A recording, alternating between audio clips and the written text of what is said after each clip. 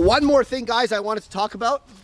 Separating your puppy. There's this myth out there that if you separate a puppy from its mother before 8 weeks or whatever, somehow they're going to be less social, or they're going to be antisocial, or they're going to be messed up in the head. That is not true. Okay, number one, most females don't want anything to do with the puppies once their milk teeth come in. These are like razor sharp teeth, right? So my females, generally 4 to 5 weeks, they're done, okay? And I've raised a lot of litters by now. I've been through the alphabet, so to speak, okay?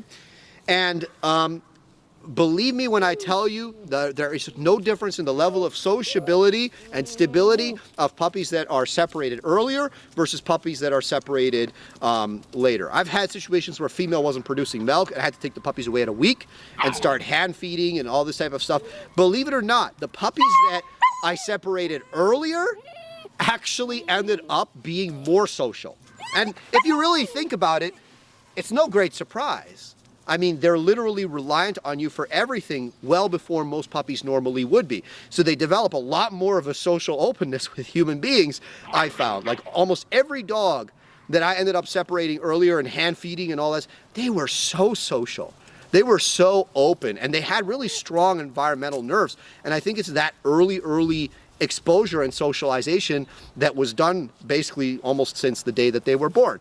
You know, I had one puppy, I used to breed Pressas. I had one puppy that his litter mates actually really ripped him up. Pressas can be something else. So there was a fight over food and he was a smaller puppy. He was the runt in the litter. His litter mates ripped him up, like to the point where I thought he might go, he might pass.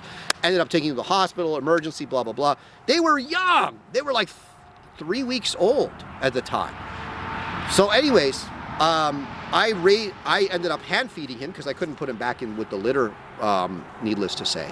I ended up hand feeding. This dog turned out to be the most social, happy, open dog you could ever imagine. And he had that traumatic and terrible experience at the beginning of his life, right? So, by the way, he's in my videos if you want to know. His name is Wilson, and he was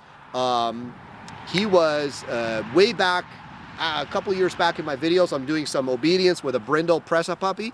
That's Wilson, guys. And such a social, one of the most social Pressas I ever had. And that was his start to life. So no, separating your dog earlier does not cause, there's all these myths I've seen spread by even people that should know better.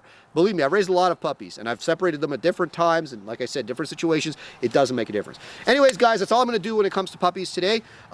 Like, subscribe, comment below whether you agree, disagree. If you want me to talk about another topic that I haven't talked about, put it in the comments. Feel free to check out our online training. We have everything from dealing with the reactive dog, older dog, protection training, off-leash obedience, e-collar training, and puppy training. We have courses for everybody. Check us out, shieldk9.ca. Thanks for watching.